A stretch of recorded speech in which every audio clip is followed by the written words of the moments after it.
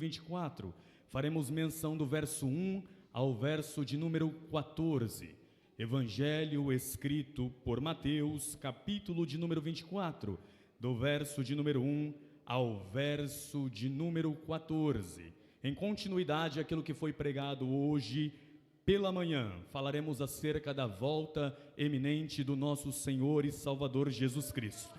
Trabalharemos aqui os aspectos do fim, o que nós esperamos, o que nós aguardamos, a volta gloriosa do nosso eterno Redentor.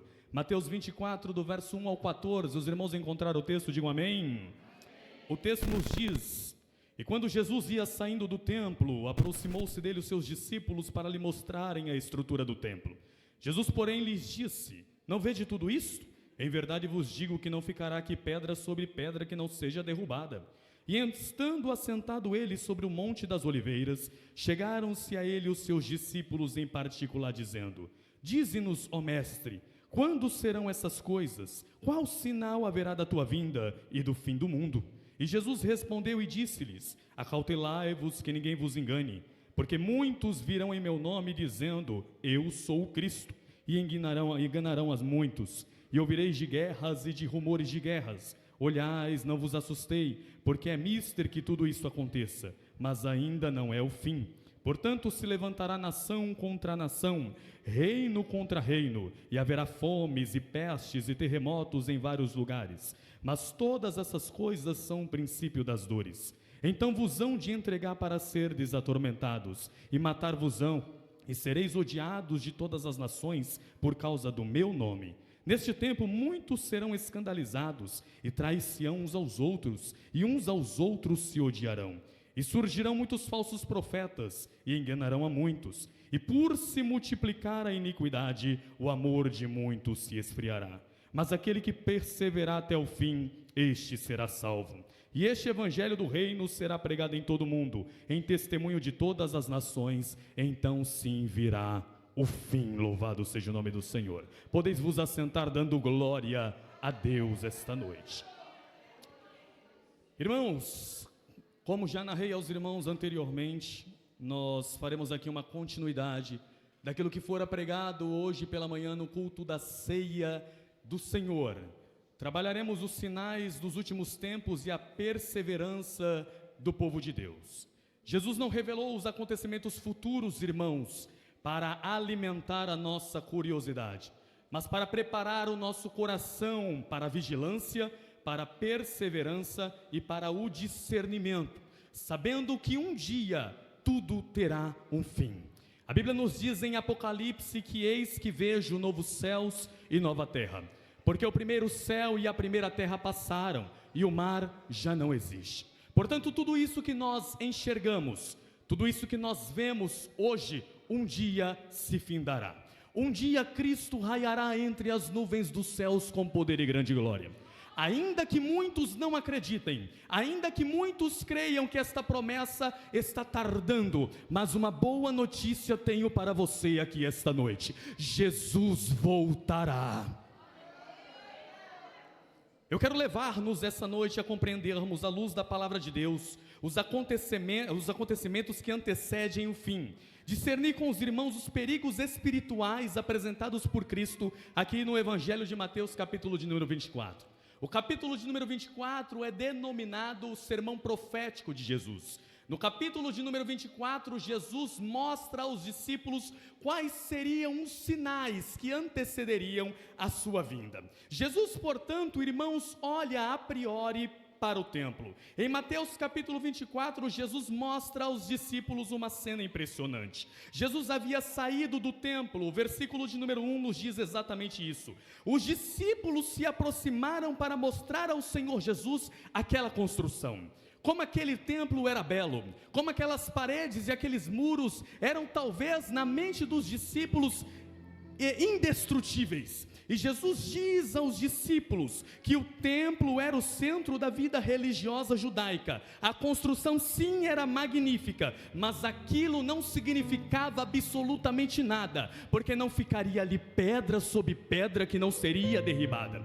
Jesus está profetizando algo que aconteceria no ano 70, quando Tito Vespasiano invade a cidade de Jerusalém, destrói o templo e leva o povo de Israel à sua maior diáspora, durando até o ano de 1947, quando o Estado de Israel se restabelece. Irmãos, aquilo que Jesus falou nos garante uma coisa muito linda, nos garante algo extraordinário. Às vezes nós ficamos atentos e atônitos por conta do templo, às vezes nós estamos felizes e contentes porque estamos dentro do templo, mas antes de estarmos felizes por estarmos dentro do templo, fique feliz porque o Espírito Santo habita dentro de você.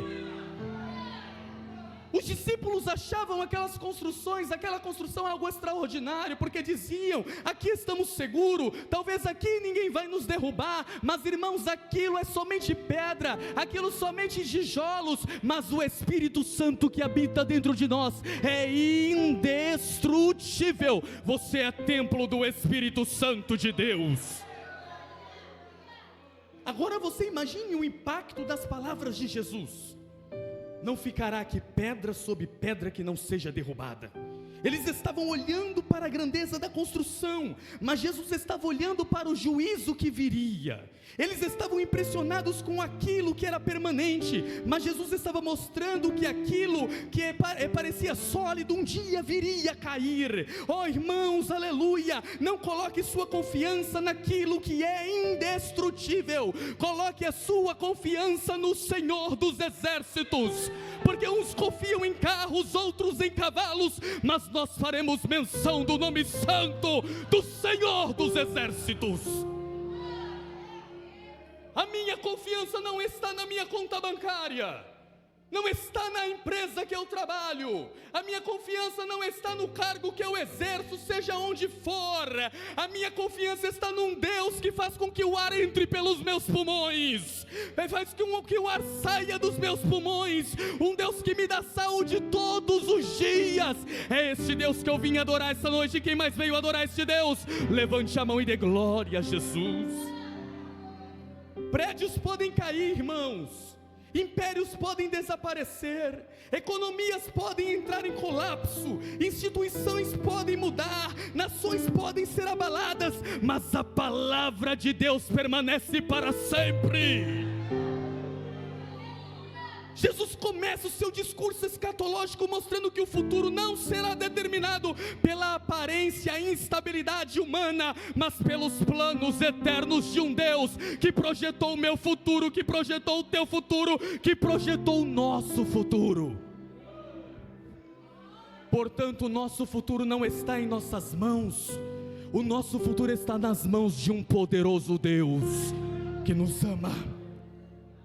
Irmãos, os discípulos fazem uma pergunta a Jesus, acerca daquilo que ele acabara de dizer, que o templo seria destruído.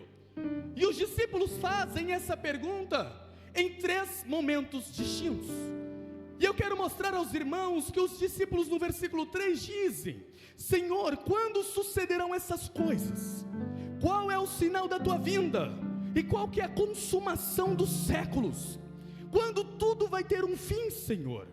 Quando acontecerão essas coisas? Qual é o sinal da tua vinda? E qual será a consumação de tudo isso? É importante observar que Jesus não entrega aos seus discípulos um calendário detalhado daquilo que o Deus Pai fará. Ele apresenta acontecimentos, perigos, características do período e resposta aos seus discípulos, e aquelas respostas que eles devem ter. Porque às vezes nós imaginamos que as respostas de Deus são aquelas que nós queremos que Ele responda. Mas Deus não está, irmãos, aqui pronto para responder a pergunta de ninguém. A resposta de Jesus não é aparente, a resposta de Jesus é concreta. Porque os discípulos só enxergavam aqui o agora, mas o nosso Deus sabe o futuro, sabe o presente, sabe o passado. O nosso Deus sabe de todas as coisas. Então eu quero destacar os irmãos, no decorrer desse sermão, os acontecimentos que precederão a volta do Filho de Deus. Essa é a acrópole da nossa esperança. Esse é o pináculo da nossa fé. Este é o momento mais ímpar da nossa história. O dia que o Senhor Jesus raiará entre as nuvens dos céus com poder e grande glória. Se for noite, se tornará dia como meio-dia. Se for dia, o sol da justiça raiará entre as nuvens dos céus. Os elementos se fundirão como fogo e ele voltará para buscar a sua igreja. E nós seremos arrebatados para encontrarmos com o Senhor nos ares. Mas esse dia, irmãos, esse dia, ele tem acontecimentos que o precedem. E eu quero destacar o primeiro acontecimento que precede a volta de Jesus. Falsos cristos e falsos profetas se levantarão. Ao versículo de número 4, Jesus respondendo disse-lhes: acautelai-vos e que ninguém vos engane, porque muitos virão em meu nome dizendo eu sou Cristo, e enganarão a muitos. Ao versículo de número 11 comigo: e surgirão muitos falsos cristos e falsos profetas. Repare só, irmãos, que Jesus começa com uma advertência: vede que ninguém vos engane.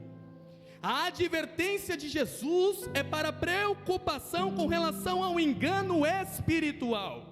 Antes de falar sobre guerras, terremotos e fomes, Jesus fala sobre um engano espiritual. Ele diz: porque muitos virão em meu nome dizendo eu sou Cristo, e enganarão a muitos. O primeiro perigo, ele é espiritual. Jesus não começa dizendo cuidado com o terremoto, cuidado com a fome, mas cuidado para não ser desenganados. Elton, o que você está querendo dizer?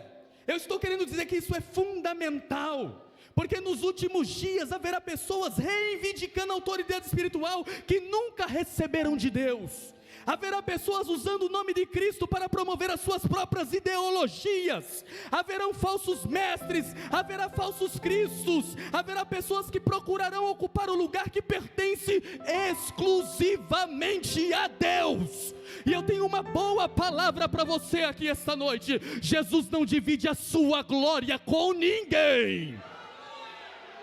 O trono está ocupado, e quem está sentado sobre o trono é aquele que venceu a morte e ressuscitou ao terceiro dia. E, irmãos, observe que o perigo do engano é o que tem mais acontecido nos dias atuais. O problema não será simplesmente a existência de falsos líderes. O problema está em que muitos acreditarão nesses falsos líderes. Porque falsos sempre aconteceu, sempre existiram. Mas pessoas que acreditam nesses falsos agora se multiplicaram. E seguem-nos. E fazem aquilo que eles ensinam. Portanto, a igreja precisa reconhecer a verdade. Quem reconhece a superficialidade somente da palavra de Deus, de uma maneira superficial e paupérrima, nunca terá uma vida diferente, nunca terá uma vida religiosa de fato. A igreja precisa discernir quem está pregando, o que está sendo pregado, se Cristo é o centro da mensagem, se a mensagem está de acordo com as Escrituras, se a glória de Deus pertence a Cristo ou ao pregador. Aí colocam no cartaz pregador fulano de tal, e as multidões vão por causa do pregador. E colocam no cartaz cantor tal, e as multidões vão por causa do cantor. Eu não vim adorar pregador, eu não vim adorar cantor, eu não vim adorar pastor, eu vim glorificar a Jesus que me salvou. Então, irmãos, se a glória pertence somente a Cristo, devemos analisar o que esse ensino que o pregador ensina diz sobre Cristo. O que esse ensino que o ensinador ensina diz sobre pecado. Porque, irmãos, o que esse ensino diz sobre arrependimento? O que esse ensino diz sobre a cruz? O que esse ensino diz sobre santidade? O que esse ensino diz sobre evangelho? Porque o que nós devemos pregar? O evangelho. E o que é o evangelho? O evangelho são as boas novas de salvação. O evangelho é o poder de Deus para todo aquele que crê. O Evangelho é dinamite jogada no arraial de Satanás. O Evangelho é novidade de vida. Eu sou evangélico, você é denominado evangélico, por quê? Porque o Evangelho entrou dentro do teu coração e transformou a sua vida. Nem tudo que se usa o nome de Jesus vem de Jesus. Nem toda a experiência espiritual é verdadeira. Nem todo milagre alegado é prova de comprovação divina. Nem todo pregador que fala no nome de Deus está falando a verdade. Por isso Jesus disse: vede que ninguém vos engane. O Senhor Jesus, o Senhor Deus nos diz em sua palavra: a minha palavra não voltará para mim vazia, mas antes fará aquilo que lhe apraz. E repare que não é a palavra do pregador, é a palavra de Deus. Deus não tem nada com a palavra do pregador, mas Deus tem tudo com a sua palavra. Portanto, devemos pregar a palavra de Deus. Este é o primeiro grande perigo. Esta é a primeira grande advertência que Jesus nos traz acerca dos falsos cristos, dos falsos profetas e dos enganadores que enganarão a muitos. O segundo acontecimento está narrado aí no verso de número 6 e no verso de número 7, acompanhe o texto comigo, por favor. Porquanto se levantará, versículo 6, e ouvireis de guerras e de rumores de guerras. Olhai, não vos assustei, porque é mister que isso aconteça, mas ainda não é o fim.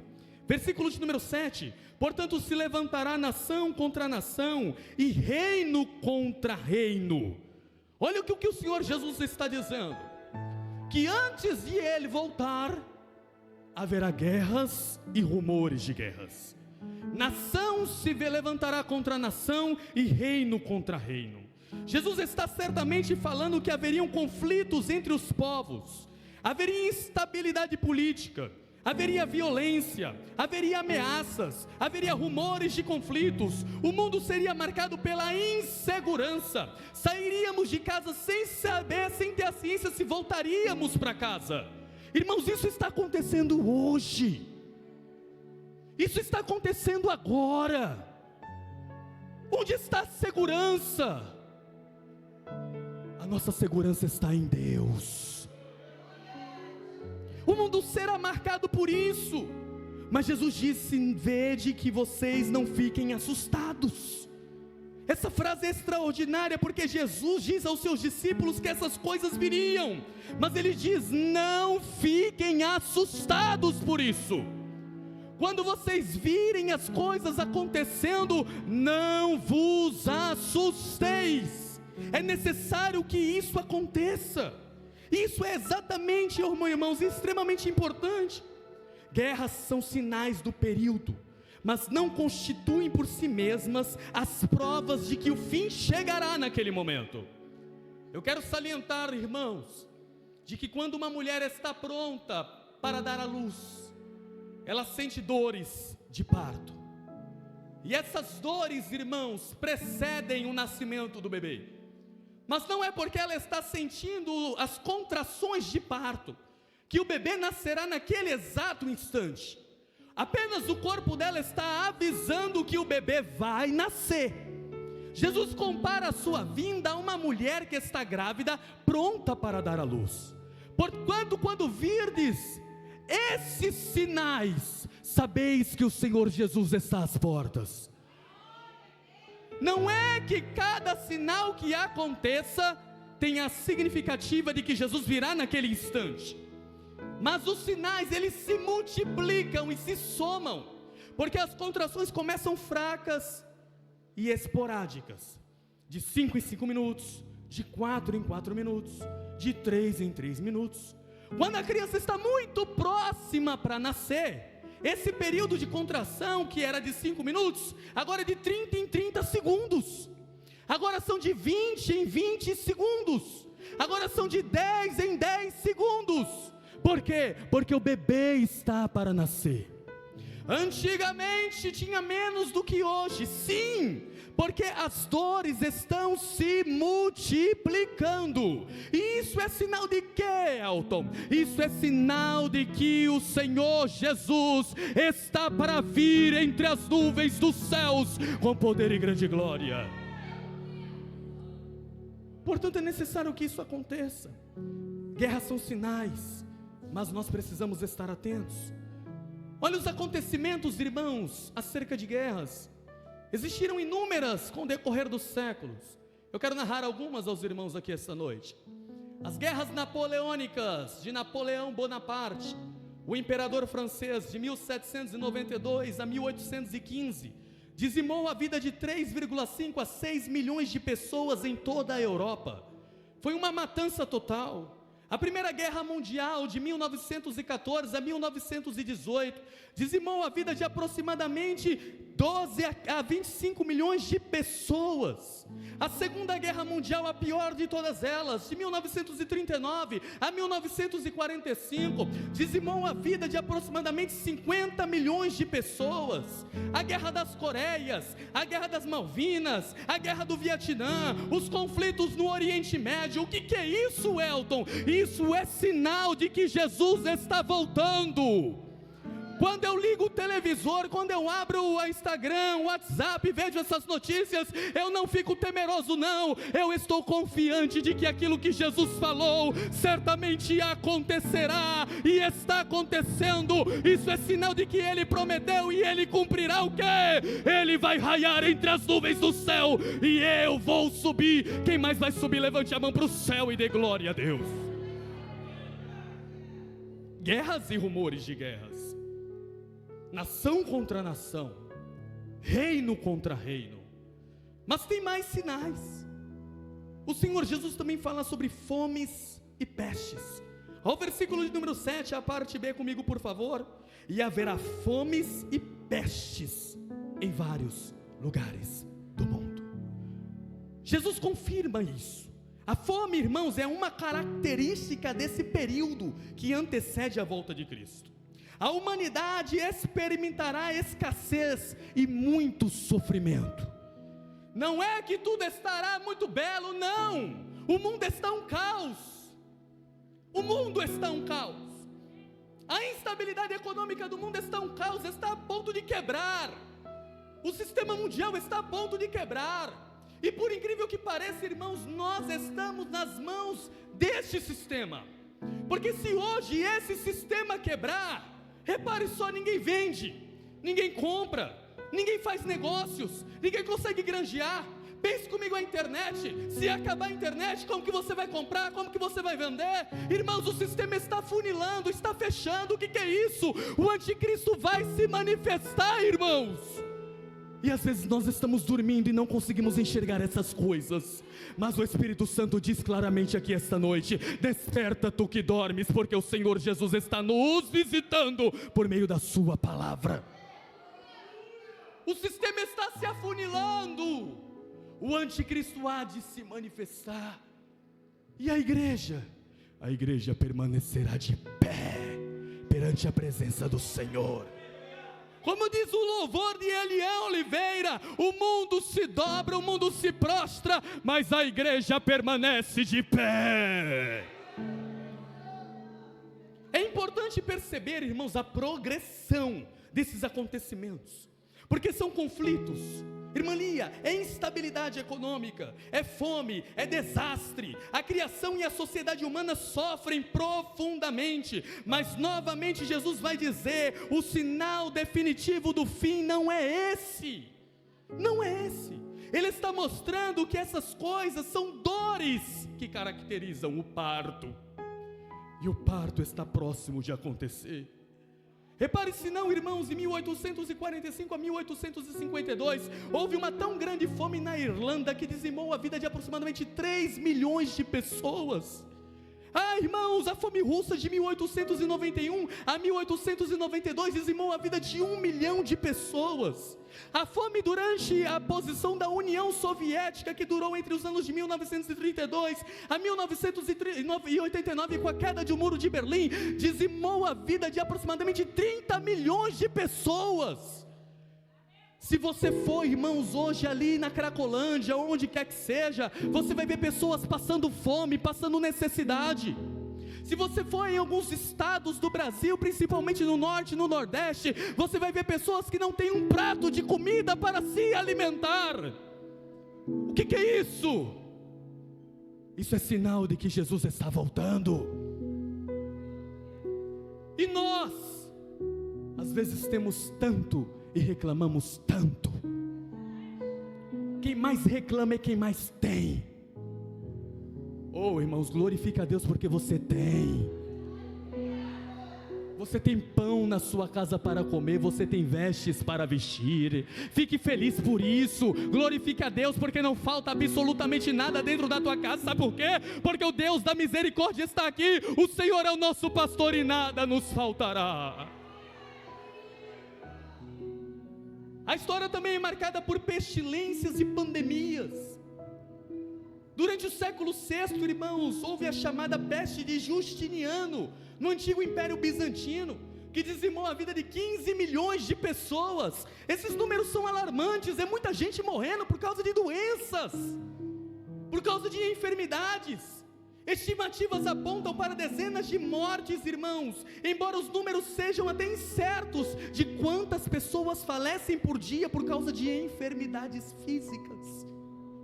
Não estamos mais morrendo, irmãos, por velhice, por tempo de idade, mas por causa das enfermidades que estão acarretando as nossas vidas. Repare se não, irmãos, durante o século XIV, a peste bubônica dizimou 50 milhões de pessoas na Europa. E isso era para comprovação da palavra do Senhor por meio de João, quando ele diz que 1/3 da população do mundo seria dizimada, e isso aconteceu. É a palavra de Deus se cumprindo. É a palavra de Deus se cumprindo. E nós vemos, irmãos, e vimos a Covid-19 em fevereiro de 2020. O mundo se curvou diante dessa peste. O mundo se curvou diante dessas enfermidades, que levou tantos dos nossos irmãos, e as igrejas se fecharam, e os cultos foram colocados de lado. Irmãos, o que é isso? Isso é uma agenda satânica. O que é isso? Isso é uma agenda satânica para poder dizimar o povo de Deus. Mas eu tenho uma boa notícia: Jesus vai voltar para dar fim a esta dor, a este sofrimento. A volta do Filho de Deus é eminente para dar fim a tudo isso. Varíola, gripe espanhola, eu poderia narrar aqui inúmeros acontecimentos. A AIDS durante a década de 80, que fora assim, não, naquela época, uma novidade, ninguém sabia o que era aquilo, uma coisa que dizimou e matou milhões e milhões de pessoas por negligência, porque as pessoas, irmãos, infelizmente, estão corrompidas, estão longe de Deus, não ouvem mais a voz do Senhor, não querem mais saber de Deus, vivem como se Deus não existisse, vivem como se Deus não fosse nada. Saia daqui agora, vai para as curvas, para as esquinas, para os valados, estão lá, não querem saber do Evangelho, não querem saber da graça. Isso são sinais. Qual é esse sinal? De que nos últimos dias muitos se apostatarão da fé. Jesus disse: será que quando vier o Filho do Homem achará fé na terra? Eu não estou crente, irmãos, de um grande avivamento que acontecerá antes da vinda do Senhor Jesus, não, porque o Senhor Jesus não disse sobre grandes avivamentos antes da sua volta. Ele disse: será que haverá fé na terra quando eu voltar? O islamismo está tomando de conta de todo o Oriente Médio, de toda a Europa. Na Europa não tem mais igrejas, o povo não vai mais aos templos adorar a Deus. Os Estados Unidos, que é o berço do protestantismo aqui nas Américas, as igrejas estão fechadas, viraram museus. O que é isso? Isso é sinal de que Jesus está voltando. Eu ainda fico feliz, pastor, quando eu saio de casa e vejo o crente com sua Bíblia debaixo do braço indo para a igreja. Porque aqui no Brasil Talvez, irmãos, alguns vão dizer, não é um evangelho puro, não é um evangelho como do primeiro século, talvez não seja, mas ainda tem crente que pega a Bíblia debaixo do braço. São 6 horas, o que eu vou fazer? Eu vou ficar em casa assistindo Faustão? Não, eu vou para a igreja adorar o nome santo do Senhor dos Exércitos.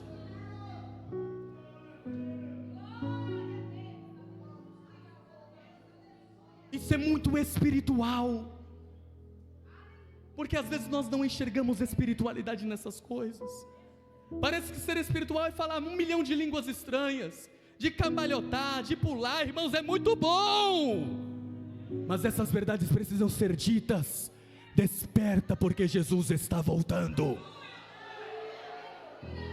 O pregador da manhã me antecedeu e disse que Jesus está voltando, e eu afirmo, Ele voltará, queira Satanás ou não, Ele voltará.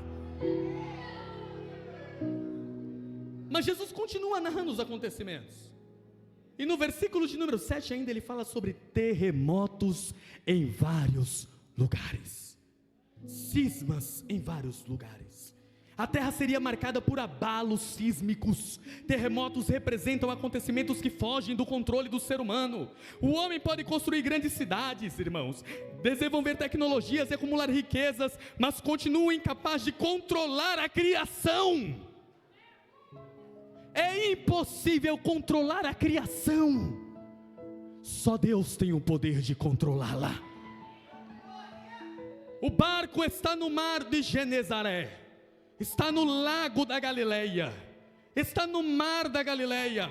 Uma tempestade de vento ecoa das montanhas de Golã, descem sobre aquele mar. O barco dos discípulos quase vai a pique. Eles não têm nada como fazer, eles não conseguem recuperar, aleluia, o leme daquele barco. Mas Jesus se levanta, diz: aquieta-te mar, aquieta-te vento, e há então uma grande bonança.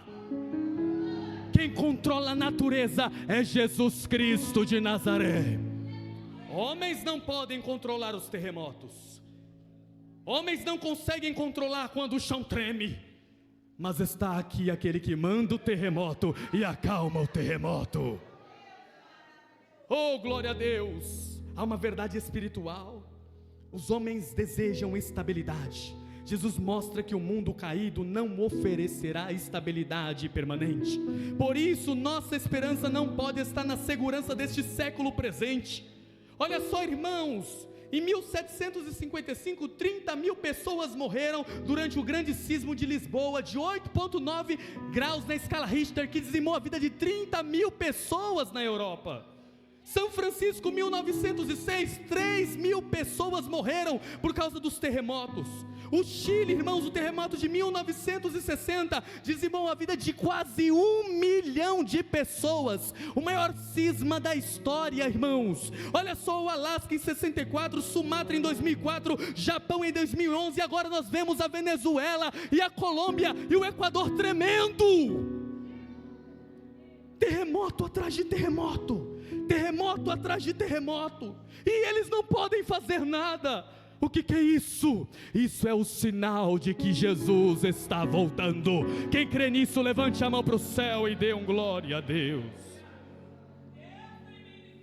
Isso não deve nos assustar. Nós nos entristecemos, mas devemos saber que a palavra de Deus se cumprindo. Mas Jesus fala no verso 8, que isso é apenas o princípio das dores. Elton, como assim? Todo este sofrimento é somente o princípio das dores? As dores de parto começaram foi agora. O mundo precisa reconhecer a soberania de Deus. O sistema precisa reconhecer que há um Deus dos céus que governa todas as coisas. Eles não querem saber de Deus. Vai vir o dilúvio e vai destruir todos eles. Eles não querem saber de Deus. O fogo descerá do céu e destruirá Sodoma e Gomorra. O nosso Deus é amor, mas também é fogo consumidor. Está aqui o Deus que destrói planos. Os homens arquitetam, os homens maquinam, mas Deus destrói os planos dos homens, porque soberano, soberano, soberano, soberano, soberano é o Senhor dos exércitos. Isso é o princípio das dores. Há um quinto acontecimento. O verso 9 nos diz acerca dele: então vos hão de entregar para serdes atormentados, e matar-vos-ão, e sereis odiados de todas as nações, por causa do meu nome. A outra perseguição é a perseguição aos discípulos de Jesus. Jesus informa aos seus discípulos que eles seriam odiados por causa do nome dele. Aqui encontramos uma verdade, irmãos, que muitas das vezes não queremos ouvir. Seguir Jesus não significa receber imunidade quanto aos sofrimentos da vida. Não é porque eu sigo Jesus que as crises não baterão em minha porta. Você não é imune às crises da vida. As crises da vida muitas vezes são inadministráveis. Nós não temos o que fazer. Às vezes são imprevisíveis, não sabemos quando elas chegarão. Muitas dessas vezes são pedagógicas, elas vêm para nos ensinar que nós somos dependentes de Deus. São as crises da vida, mas elas não vêm para nos matar, ela vem para alicerçar as musculaturas da nossa alma, ela vem para nos fazer crentes melhores na presença do Senhor. Se você está passando pelo deserto, levante a mão para o céu e glorifique a Deus, porque o deserto não vai te matar, mas vai te fazer um crente melhor na presença do Senhor. E nós não somos imunes a isso. Jesus disse que nós seríamos atribulados, odiados, presos, perseguidos, mortos. Tudo isso aconteceria com os discípulos de Jesus. Por causa do quê? Por causa do nome do Senhor. Isso começou lá no primeiro século, com a perseguição judaica aos primeiros discípulos. Depois isso se alarmou ainda mais com o Império Romano. Sobre o governo de Nero, irmãos, ocorreu a primeira grande perseguição oficial de Roma ao povo de Deus. A grande perseguição de 303 a 311, coordenada por Diocleciano, dizimou a vida de milhares de cristãos. Os cristãos eram jogados nas arenas, para quê? Para serem pisados pelos touros, para serem comidos pelas feras. Eles eram colocados como tochas humanas, para clarear os corais, os lugares onde Nero queria que fosse clareado. Irmãos, os cristãos sempre foram humilhados e perseguidos. Sabe por quê? Porque o nosso Cristo foi perseguido e humilhado. E quem somos nós para não sofrermos como o nosso Cristo sofreu? Regimes autoritários, irmãos, totalitários, como os governos do século 20 e 21, como a Coreia do Norte, que proíbe práticas cristãs dentro do seu país, hostilidade social, extremismo religioso. O Portas Abertas está aí para mostrar que na janela 1040 existem milhões de pessoas sofrendo, morrendo, por amor ao Evangelho. E às vezes nós não temos coragem de acordar de manhã para vir para a ceia do Senhor. Às vezes preferimos ficar em casa dormindo, em vez de vir adorar o nome de Jesus pela manhã. Às vezes nós trocamos o santo culto pela telenovela. Às vezes nós trocamos o santo culto por coisas superficiais como futebol. Às vezes trocamos o santo culto por coisas superficiais como disse-me-disse, contenda e fofoca. E eles estão morrendo. Eles desejam ao menos uma página das Escrituras para poder ler e não tem. Você tem a Bíblia e deixa ela na sua estante pegando pó. Não examina as Escrituras, não lê as Escrituras, por isso que erra, por isso que falha, por isso que peca. examinai as Escrituras, porque há de achar nelas o poder de Deus e a vida eterna. Quer ouvir Deus falar? Abra a Bíblia e Deus falará com você. Quer ouvir voz de Deus? Não espere o pregador, o profeta. Abra a Bíblia, deixa a Bíblia falar e ela falará ao seu coração.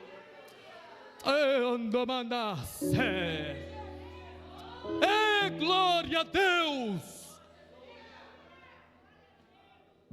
Desculpe-me da minha eloquência, mas a mensagem esta noite é de despertamento. Jesus está voltando, e o que você tem feito para subir? Jesus está voltando, e qual que é o seu cristianismo? Jesus vai vir buscar uma igreja lavada, remida e comprada pelo seu sangue. Eu faço parte dessa igreja. Quem mais faz parte dessa igreja? Levante a mão e dê glória, dê glória, dê glória a Jesus. O sexto acontecimento fala sobre escândalos, traição e ódio. Ao verso de número 10 comigo. Nesse tempo muitos serão escandalizados, trair-se-ão uns aos outros, e uns aos outros se odiarão. Irmãos, Jesus diz isso, e isso é assustador, porque ele não fala de inimigos externos, ele fala de inimigos internos. Pessoas que batem nas nossas costas e dizem eu sou seu amigo, e depois nos apunhalam por trás. Pessoas que aparentam ser verdadeiros cristãos, mas nunca permaneceram firmes na presença do Senhor. Dentro da igreja é uma coisa, fora da igreja é outra. Dentro da igreja com a boca glorifica, quando chega lá fora fala palavrão, mente, fofoca. Por que, irmãos? Porque o escândalo há de vir, mas ai daquele por quem o escândalo vier. Porque, irmãos, a traição virá, mas ai daquele que trai. Uma advertência à igreja aqui esta noite é: você tem que dizer que ama Jesus e viver como Jesus vive. Os primeiros discípulos foram chamados de cristãos lá em Antioquia da Síria, porque eles se pareciam com Jesus. O andar deles era como o andar de Jesus, o falar deles era como o falar de Jesus, o agir deles era como o agir de Jesus. Nas palavras de São Francisco de Assis, pregue o Evangelho, e quando tiver possibilidade, use palavras. Que isso? O Evangelho muitas vezes não é pregado por palavras, é pregado por atitudes. Às vezes a única Bíblia que alguém lá fora vai ler é a sua vida como cristão. Como tem sido a sua vida como cristão? Você tem dado o exemplo como cristão? As pessoas podem olhar para você e para mim e dizer: vai lá um homem de Deus, vai lá uma mulher de Deus. Eu tenho certeza que aqui esta noite eu posso dizer: aqui tem mulheres de Deus, aqui tem homens de Deus, aqui tem crianças de Deus, pastores de Deus, porque essa igreja recebe uma boa palavra vinda dos céus, e nós estamos felizes por isso. E a consequência desse acontecimento é o oitavo, o aumento da iniquidade. Ao verso de número 12 comigo, por favor. E por se multiplicar a iniquidade, o amor de muitos se esfriará. Jesus disse que não será apenas uma crise política, mas principalmente uma crise moral. Uma crise moral. As pessoas estão moralmente incapazes de reconhecer os seus próprios erros. Irmãos, é homem casando com homem, é mulher casando com mulher, e estão achando tudo isso normal. É pessoas comprando e não pagando. É pessoas que falam uma coisa, voltam atrás e não cumprem com sua palavra. Caluniadores, que falam mal dos pastores, que às vezes tanto choram por amor à obra. Irmãos, 99% dos pastores sofrem e choram por amor à obra de Deus. É apenas 1% de estelionatários que tentam dividir o rebanho de Deus com suas maquinagens. É apenas 1%. São os midiáticos. Aí o povo do mundo aponta e diz: todo pastor é igual, todo líder espiritual é igual. Não é não. Todo pastor que eu conheço é homem de Deus. Toda dirigente do círculo de oração que eu conheço é mulher de Deus. Pessoas que eu tenho certeza que quando colocam o joelho no chão, o céu se abre para a glória de Deus e o poder desce. Mas o mundo é iníquo. Você liga a televisão, você não pode assistir um programa de auditório. As mulheres estão nuas na frente da televisão. Você coloca um jogo para o seu filho jogar no celular, não pode, porque entram propagandas ilícitas para crianças. Você leva o seu filho para a escola, na escola é ensinado ideologias contrárias à palavra de Deus. O marxismo cultural tem tomado de conta das nossas universidades. Aquilo que é ensinado dentro das escolas não é geografia, não é matemática, não é ciência, não é história. Estão ensinando os nossos filhos perversidades, imoralidades, e nós não estamos fazendo nada. A igreja é militante, a igreja é triunfante, a igreja rompe os portões do inferno, e a igreja batalha pela verdade. Iniquidade, amor de muitos se esfriando. O pecado não destrói apenas relacionamentos, ele esfria o amor.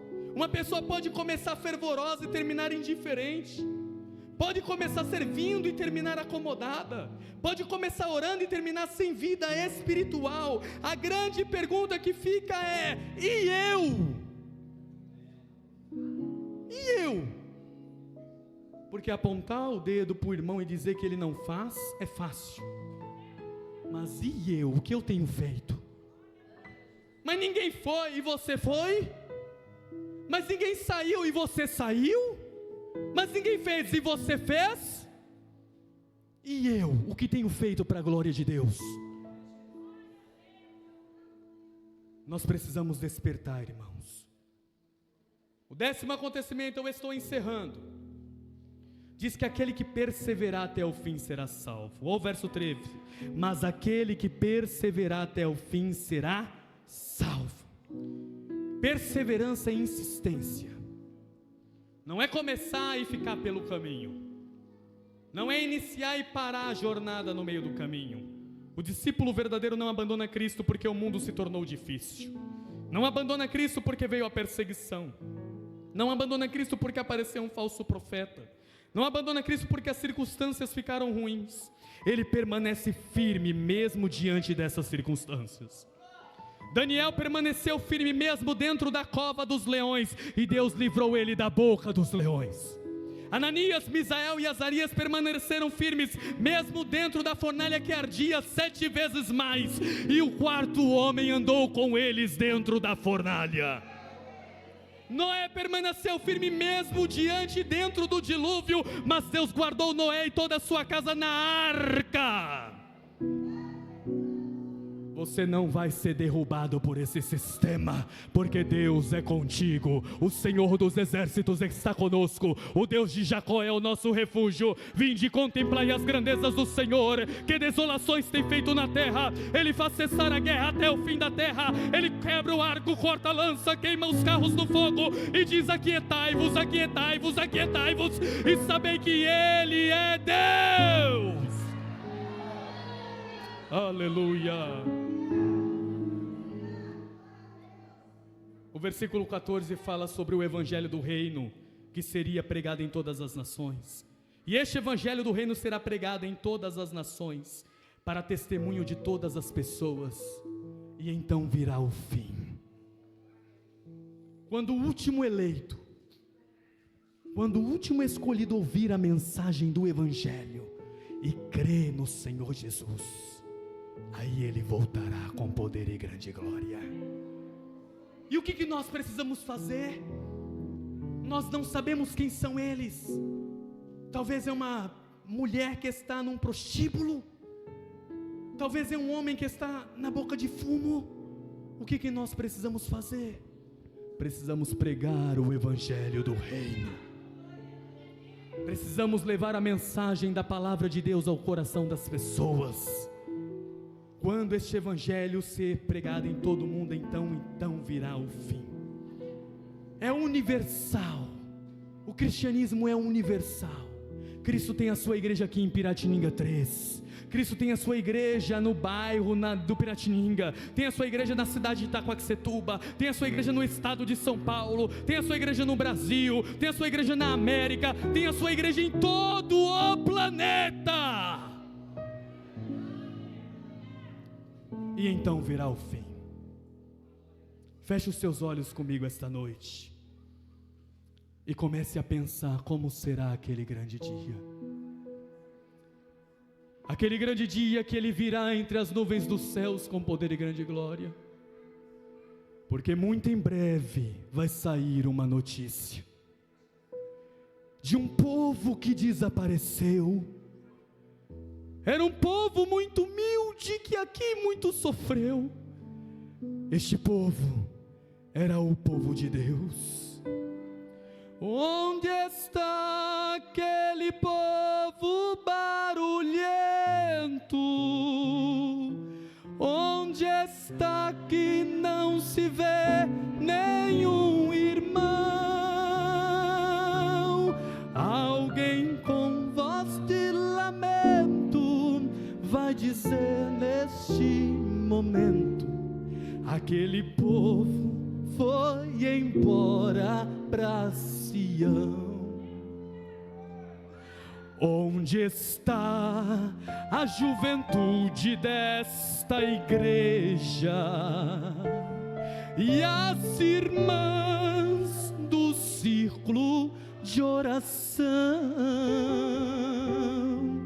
que a Deus tanto clamavam, e as crianças que cantavam, elas também foram embora pra Sião.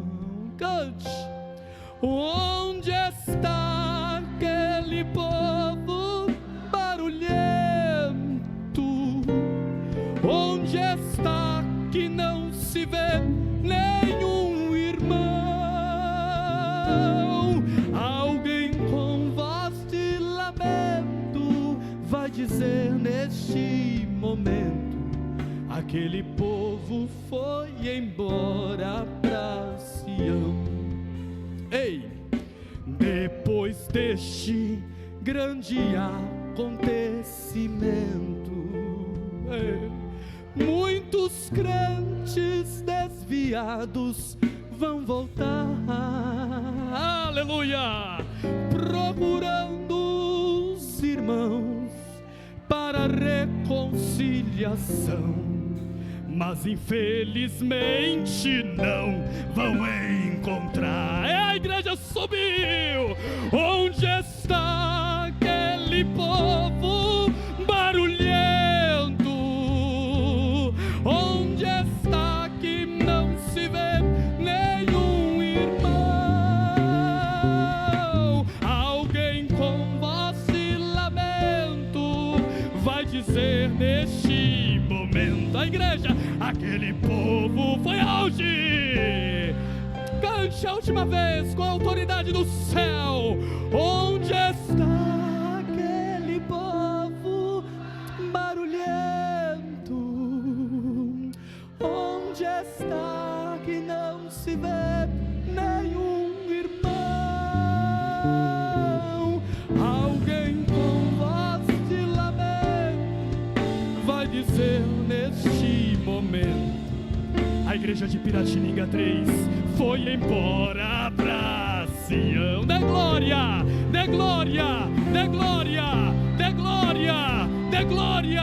Jesus está voltando. Dê glória a Deus esta noite, porque você vai subir, você vai subir, você vai subir. Vamos subir e para sempre estaremos com o Senhor. Que Deus abençoe-os em nome de Jesus.